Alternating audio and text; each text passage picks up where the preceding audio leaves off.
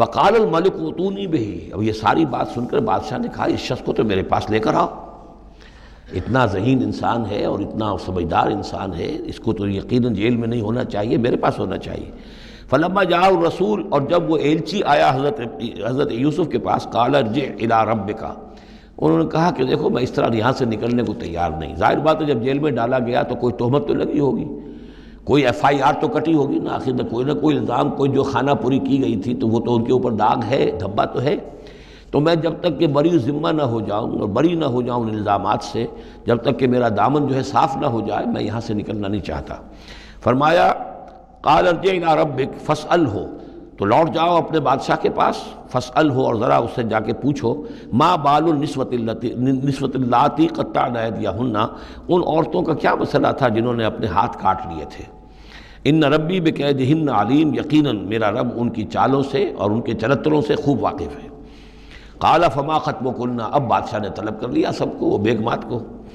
اذ راوتن، ما خطبکن اذ راوتن یوسف عن نفسہ، کیا معاملہ تھا تم لوگوں کا، کیا حقیقت تھی اس کی جب کہ تم نے یوسف کو چاہا، تم سب نے چاہا کہ اسے تم پھسلا دو اور اسے تم گناہ پر آمادہ کرو۔ قلنا حاشا للہ ما علمنا علیہ من سوء، ان سب نے کہا کہ اللہ گواہ ہے ہم میں اس کے بارے میں ہمارے علم میں کوئی برائی نہیں ہے، اس کے نیت میں کوئی برائی، اس کی طرف سے کوئی اقدام، اس کی طرف سے کوئی غلط جو ہے کام قطعاً نہیں، جو بھی کچھ تھی غلطی وہ ہماری تھی۔ قالت امرأۃ العزیز، اب وہ اس امرأۃ العزیز نے بھی، جس کا نام زلیخا مشہور ہے، اس نے بھی کہا الآن حسس الحق، اب تو حق واضح ہو گیا، وہ جو بھی کچھ تھا اس کا پردہ چاک ہو گیا۔ انا راودتہ عن نفسہ، میں نے ہی اصل میں اس کو پھسلانا چاہا تھا، میں نے ہی اسے گناہ پر آمادہ کرنا چاہا تھا، وانہ لمن الصادقین، اور وہ بالکل سچا ہے، اس نے کوئی غلط بیانی نہیں کی ہے۔ ذالک لیعلم، یہ جملہ جو ہے اس کے بارے میں بہت سے اقوال ہیں کہ یہ کس کا قول ہے۔ ایک قول یہ ہے کہ یہ زلیخا ہی کا کلام بھی چل رہا ہے، یہ اس لیے کہ وہ اس کو معلوم ہو جائے، یعنی حضرت یوسف علیہ السلام کو، انی لم اخنہ بالغیب، کیونکہ حضرت یوسف اس وقت وہاں موجود نہیں تھے، ان کی غیر موجودگی میں اس نے اپنے گناہ کا اقرار کیا ہے کہ میں نے اس کے ساتھ خیانت نہیں کی ہے۔ اب بھی ہو سکتا تھا کہ وہ پھر کوئی بکواس کرتی اور غلط بات کہتی، لیکن نہیں، لم اخنہ بالغیب، تاکہ یوسف کے علم میں یہ بات آ جائے کہ میں نے یہاں اس کی غیر موجودگی میں کوئی خیانت نہیں کی ہے۔ وَأَنَّ اللَّهَ لَا يَهْدِي كَيْدَ الْخَائِنِينَ، اور یقیناً اللہ تعالیٰ جو ہے خیانت کرنے والوں کی چال کو کامیاب نہیں کرتا۔ وما ابرئ نفسی، اور یہ کہ میں اپنے آپ کو کوئی بہت یہ نہیں سمجھتی کہ میں مجھ سے گناہ سرزد نہیں ہو سکتا، میں اپنے نفس کو بری نہیں کہتی۔ ان النفس لامارۃ بالسوء، نفس جو ہے انسان کا وہ تو بدی کا حکم دیتا ہی ہے، الا ما رحم ربی، سوائے اس کے کہ جس پر اللہ کا رحم ہو گیا ہو۔ ان ربی غفور الرحیم، یقیناً میرا رب جو ہے بہت غفور اور رحیم ہے۔ ایک تو یہ ترجمہ ہے اس رائے کے مطابق کہ یہ سارا کلام جو ہے اسی زلیخا کا ہے۔ اصل میں اسی اعتبار سے ہمارے ہاں وہ جو قصہ گو ہیں، یوسف زلیخا کے قصے ہیں، ان میں تو پھر مائی زلیخا کو بہت ولی اللہ بنا دیا گیا ہے، اور کوئی ایسی بات بھی نہیں ہو سکتا ہے کہ اس پورے دوران میں وہ عشق مجازی جو ہے اس کا وہ عشق حقیقی میں تبدیل ہو چکا ہو اور حقیقتاً ہدایت پر آ گئی ہو، اور جیسا اگر یہ کلام اسی کا ہے، جیسے کہ بہت سے لوگ جو ہے مانتے ہیں ہمارے مفسرین میں سے، اسی کا کلام ہے۔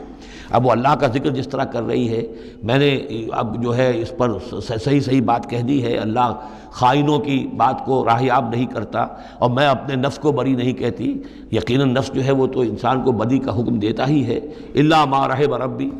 ایک رائے یہ ہے کہ اس کا قول تو ختم ہو گیا، انا راودتہ عن نفسہ وانہ لمن الصادقین۔ اس کے بعد یہ قول حضرت یوسف کا ہے کہ میں نے یہ کیوں چاہا، میں نے یہ چاہا کہ میری صفائی ہو جائے اور یہ سارا معاملہ کھل جائے۔ میں یہ نہیں چاہتا تھا کسی اور کی بے عزتی ہو، کسی اور کی عزت کے پردے چاک ہوں، لیکن یہ ضرور میں چاہتا تھا کہ وہ عزیز مصر یہ جان لیتا کہ میں نے کوئی خیانت نہیں کی ہے اس کے معاملے کے اندر، اور اس کے گھر میں اور اس کی عزت پر یا کسی اور کی عزت پر میں نے کبھی کوئی بری نگاہ نہیں ڈالی ہے، اور اللہ تعالیٰ خائنوں کو راہیاب نہیں کرتا۔ باقی میں خود بھی، چاہے اللہ انسان نبی بھی ہو، لیکن یہ کہ نفس جو ہے، جیسا کہ حضور فرماتے ہیں کہ اوصیکم و نفسی بتقوی اللہ، میں تم لوگوں کو بھی حکم دیتا ہوں کہ اللہ کا تقوی اختیار کرو، اپنے نفس کو بھی حکم دیتا ہوں۔ تو حضرت یوسف کا بھی یہ قول ہو سکتا ہے کہ میں بھی اپنے نفس کو بری نہیں سمجھتا، میں یہ نہیں سمجھتا، ہو سکتا ہے اللہ تعالیٰ کی طرف سے خصوصی حفاظت میری نہ ہوتی تو میں کسی غلط حرکت میں مبتلا ہو ہی جاتا۔ وما ابرئ نفسی ان النفس لامارۃ بالسوء، نفس تو یقیناً حکم دینے والا ہے بدی کا، الا ما رحم ربی، سوائے اس کے جو اللہ فیصلہ کر دے اور رحم فرمائے۔ ان ربی غفور الرحیم۔ وقال الملک اتونی بہ، اب بادشاہ نے فیصلہ کن انداز میں کہا ٹھیک ہے اس کو لے آؤ میرے پاس، استخلصہ لنفسی، اسے تو میں اپنا خاص مصاحب بنا لوں گا۔ بادشاہوں کے مصاحبین خصوصی ہوتے تھے جو بہت وقت ان کے ساتھ گزارتے تھے، ان کے ساتھ ہی قریب رہتے ہوں۔ فلما کلمہ، تو اب جب حضرت یوسف آ گئے دربار میں اور بادشاہ نے بات کی ان سے، قال انک اليوم لدینا مکین امین، تو بادشاہ نے کہا کہ آج کے دن سے آپ ہمارے پاس جو ہوں گے بڑی عزت والے اور معتبر انسان ہوں گے، اب آپ کی حیثیت جو ہے بہت اونچی ہوگی اس معاشرے کے اندر، ہمارے بڑے درباریوں میں آپ کا شمار ہوگا۔ قال اجعلنی علی خزائن الارض، ادھر حضرت یوسف کو یہ خیال تھا کہ بہت بڑی جو ہے مصیبت اس قوم کے اوپر آنے والی ہے، تو اس کے لیے انہوں نے فوری طور پر جو مطالبہ کیا وہ یہ تھا کہ مجھے زمین کے خزانوں پر مقرر کر دو، یعنی یہ کہ زراعت کا وزیر بنا دو یا چیف سیکریٹری بنا دو یا وزیر خزانہ بنا دو، کہ معیشت پوری میرے کنٹرول میں ہو، اس لیے کہ اس ملک کے اوپر جو آنے والے ہیں حالات وہ بہت ہی نازک ہیں، اور اگر اس کے لیے صحیح بندوبست نہ کیا گیا تو نہ صرف اس ملک کے لیے بلکہ آس پاس کے علاقے کے لیے بھی بہت خوفناک صورت پیدا ہو جائے گی، اس لیے کہ اصل میں یہ مصر ہی تھا کہ جو گرینری تھا اس پورے علاقے کے لیے۔ باقی آپ کو معلوم ہے اس کے بائیں طرف جو ہے مغرب میں بھی صحرا ہے، دائیں طرف بھی صحرا ہے، صحرا سینا ہے، تو یہ تو یہی علاقہ تھا کہ جس سے اناج وغیرہ پیدا ہوتا تھا، تو پورے علاقے کے لیے کفالت جو تھی اس کی زراعت جو ہے وہ یہیں سے ہوتی تھی، تو اس پورے علاقے پر بہت زبردست قحط آیا ہے، بہت زبردست قحط آیا ہے بعد میں۔ تو انہوں نے فرمایا کہ مجھے ان زمانوں کے ان سارے زمین کے جو خزانے ہیں اس پر مختار بنا دو،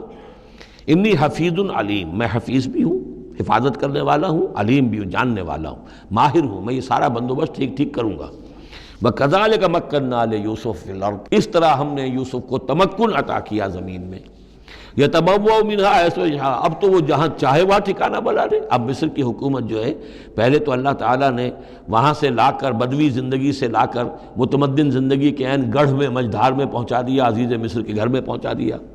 اب اس سے اگلا رتبہ جو ہوا ہے وہ تو یہ ہے کہ بہت ہی اونچا مقام و مرتبہ ہو گیا، اب خود وہ عزیز بن گئے ہیں، بہت بڑے ان کے پاس کے بڑے اختیارات ہوں۔ وَكَذَلِكَ مَكَّنَّا لِيُوسُفَ فِي الْأَرْضِ يَتَبَوَّأُ مِنْهَا حَيْثُ يَشَاءُ، وہ جہاں چاہے جگہ پکڑے۔ نُصِيبُ بِرَحْمَتِنَا مَن نَّشَاءُ، ہم اپنی رحمت دیتے ہیں جس کو چاہتے ہیں، وَلَا نُضِيعُ أَجْرَ الْمُحْسِنِينَ، اور نیکوکاروں کا اجر ہم ضائع نہیں کرتے۔ وَالْأَجْرُ الْآخِرَةِ خَيْرٌ لِّلَّذِينَ آمَنُوا، باقی یہ کہ اصل میں جو آخرت کا اجر ہے وہ تو بہت ہی بہتر ہے ان کے حق میں جو ایمان لائیں اور جو تقوی کی روش اختیار کیے رہے ہوں، وَكَانُوا يَتَّقُونَ۔